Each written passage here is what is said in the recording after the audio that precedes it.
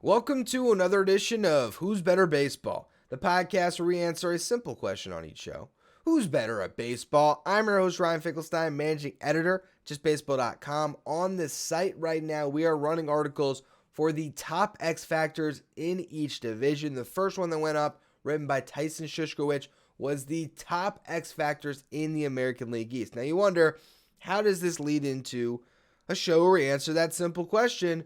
Who's better at baseball? Well, these are players that can be better this year than they've been in the past, that could take their teams and make them a hell of a lot better if they have a big campaign. So what we're going to do is we're going to look at the one that Tyson pinpointed, and then I'm going to go through each roster and pick some more X factors that these teams need to have, be successful if you're going to make a run at the postseason. For some of them, when you're looking at the likes of the Orioles or the Red Sox, and then for the top three teams who are really contending for this division, X factors that have to come into play for them to take that crown. So we start with the Baltimore Orioles. Tyson made a pretty simple choice here. I'm going to pick the best player on the team. That's what he did. And it's hard to argue that there's any player that's more of an X factor for the Orioles' success this year than Adley Rutschman. The guy was sensational last year. The Orioles season turned when he came up, and that's a big thing to think about, that this is a guy that, helps your pitching staff. He is a key cog in your lineup.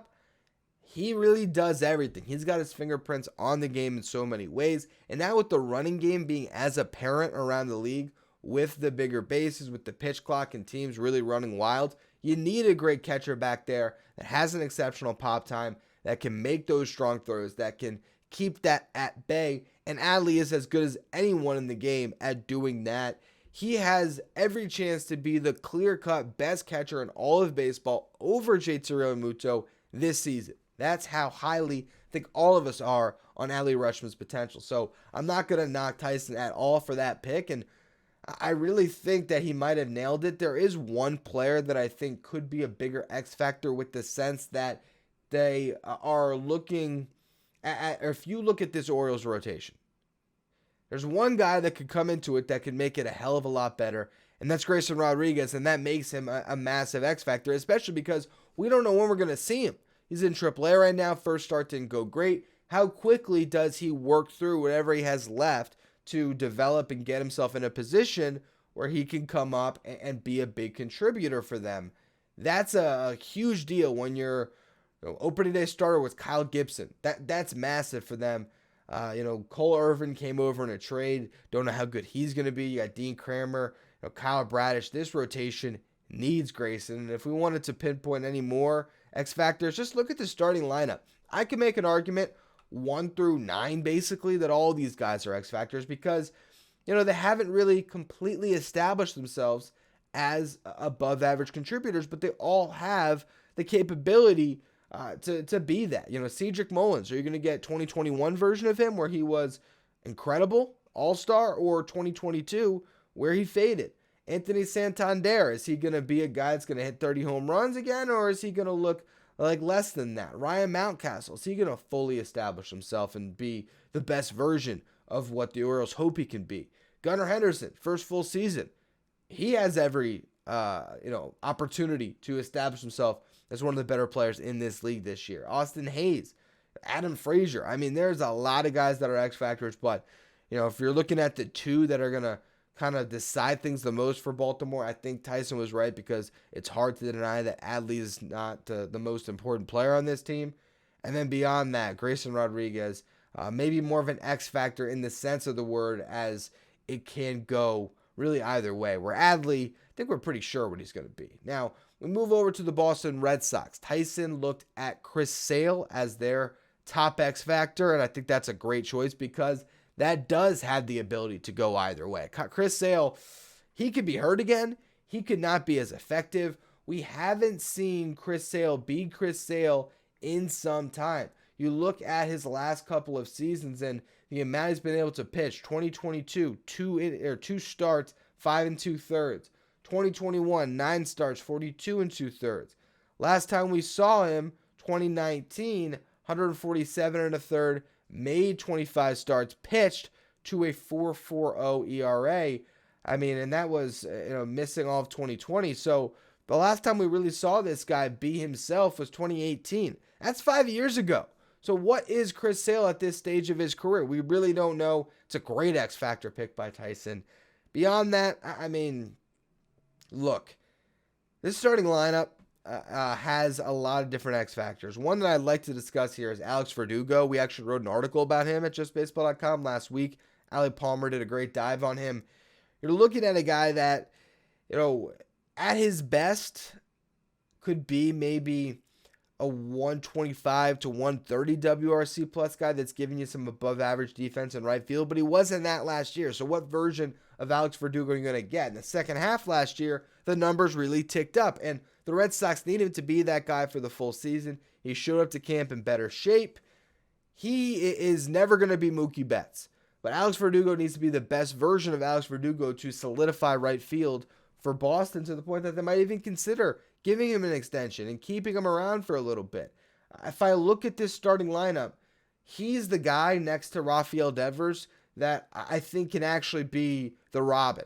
There's no one else in this lineup that I think is going to be Robin this year. Like, Justin Turner, great hitter, but how much value are you getting from a DH at this stage? Masataka Yoshida, left field. It's easy to play at Fenway. That's why he's going to be out there, not a great defender. He's going to be a good hitter. He's already gotten off to a pretty good start, but I still think there might be a somewhat limited ceiling with his power potential, where he's going to be a good hitter, but is he going to be the guy that's going to hit you 30? I don't know. Adam Duvall is off to a great start, and I look at him and Kike Hernandez up the middle as X factors because, man, are those guys going to be able to hold up and play those demanding positions at their age? For Duvall, he's playing center field at 34. It's not an easy place to play center field either, but they're trying to bash their way to wins, and having that edge of Duvall as your center fielder is a big boost to them. Kike Hernandez at shortstop, what's he going to look like at the position? Another article we've written here, diving into that at justbaseball.com. You can find that one as well. That's another X factor. Tristan Casas is an X factor, but all of those guys, to me, for looking at this lineup, none of them could be as good as Verdugo is, and I think that makes him maybe the biggest X factor in that starting lineup. We move over to the Toronto Blue Jays, Tyson's Toronto Blue Jays. He knows this team better than anyone, and the biggest X factor he pinpointed was George Springer. I think that's a great choice because I can make the argument that George Springer is the best player on the Toronto Blue Jays, and I say that knowing that they have Bo Bichette and Vlad Guerrero Jr., but those are two guys that give you nothing defensively, and Springer in right field, the defense can play up, and let's not forget how good George Springer is. Look at his last 4 seasons, right? Weighted runs created plus again. Measures hitters on a league average of 100. Last 4 years, the WRC plus totals for Springer, 155, 143, 140, and 132. 2019, 122 games played for the Astros. He hit 39 home runs. Now, granted, that was the juice ball season, but 39 homers in 122 games is nothing to sneeze at. Now, hit 292 that year, 383 on base, 591 slug. Ridiculous season. Don't think he ever replicates that. But then we look at what he did from 2020 through 2022, and we get a sense of the type of player he can continue to be moving forward. The average, always around 265. It was 265 in 2020, 264 in 2021, 267. On base, always around 350, 359, 352. Then last year, 342. Slug can be in the mid-5s. 540 in 2020, 555 in 2021. Last year, it was down to 472. He hit 22 home runs in 78 games played in 2021, his first year in Toronto, but health kept him off the field for about half the season. 2020 had 14 homers in 51 games, and last year he had 25 homers in 133 games. I think this is a guy that can hit 30 again this year. I think this is a guy that can still probably swipe you 15 bags if you want him to, drive in a lot of runs, play above average defense and right. Love that X factor for Toronto. I think Tyson made a good pick there.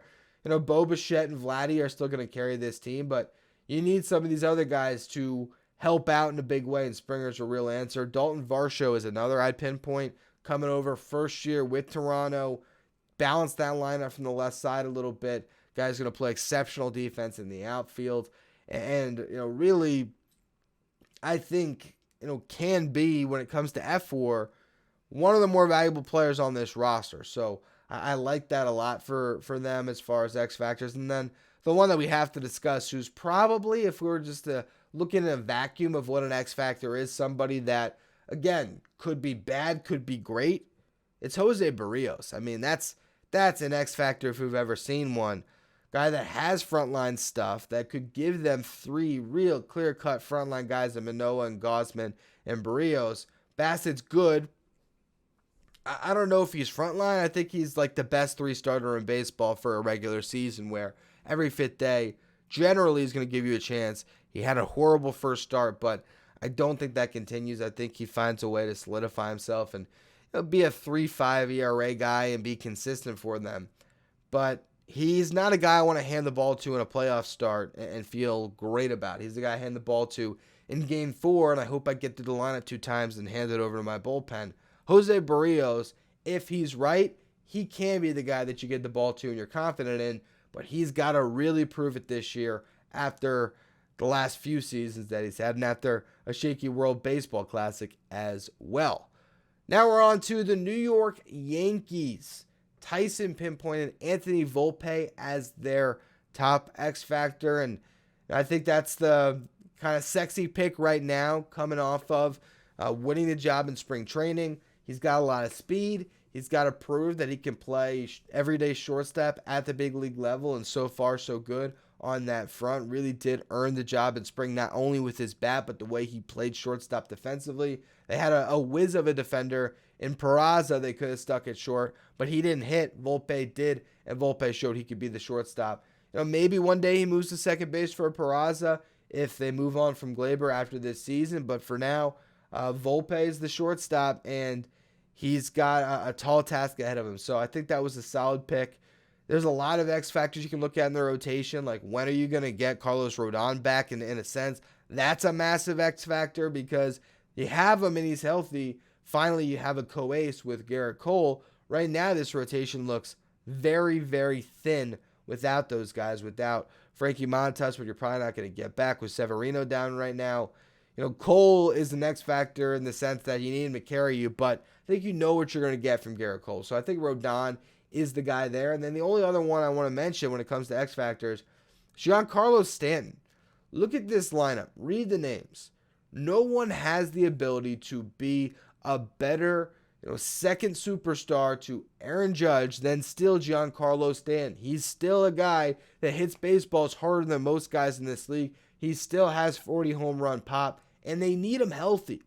So, in a sense, if you told me which player is going to decide whether the Yankees are going to win this division more, Stanton or Volpe, I might actually pick Stanton because he just has that ability to really just change the fortunes of the Yankees if he is right and on the field. Last but not least right now, certainly the first place team in this division, the Tampa Bay Rays have started the season undefeated, 4-0. You look at the article, Tyson has Shane McClanahan as their X factor. I think that whole rotation is an X factor because the whole rotation could come together and be the best staff in baseball. That is the ceiling we're looking at here.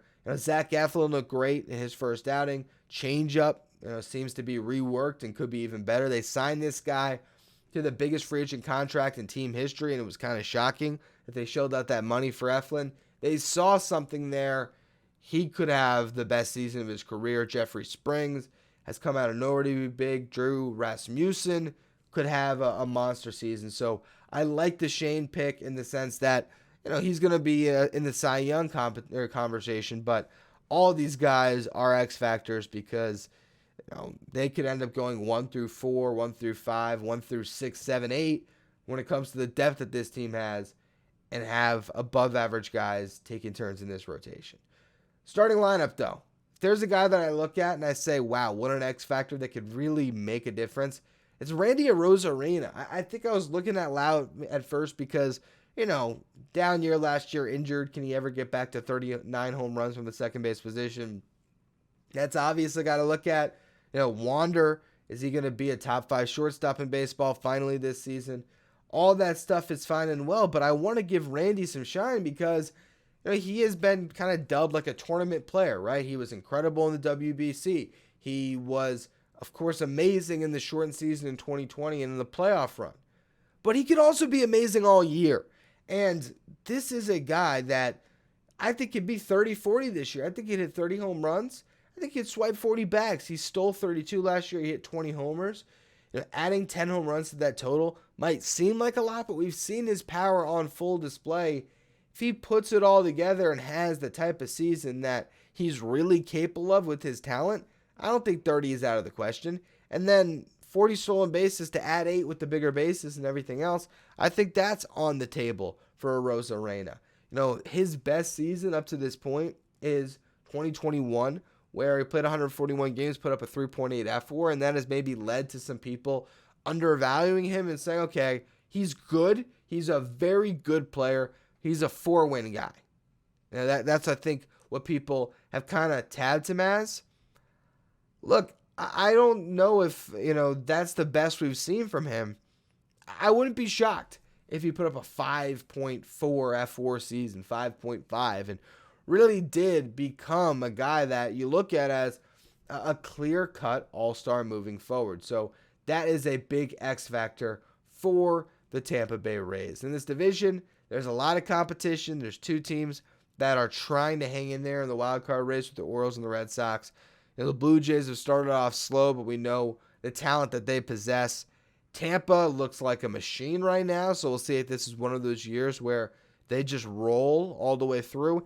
And the Yankees are always going to be atop this division. So this is a division full of great players, full of a lot of X factors that could go any which way through the 162-game campaign. Make sure you are following along with all the written content that we have at justbaseball.com. We're going to be posting more of these X factors. We're going to be posting bold predictions in each division. We're going to have all of those for you over the coming weeks here. So make sure you're following along and make sure you're checking out Who's Better Baseball as I'll continue to break down top X factors based on the article series that's going live on the site. Thank you for listening. Make sure you follow, rate, and review wherever you get your podcast. Subscribe on YouTube. And as I've been mentioning, keep checking out everything we got cooking at justbaseball.com.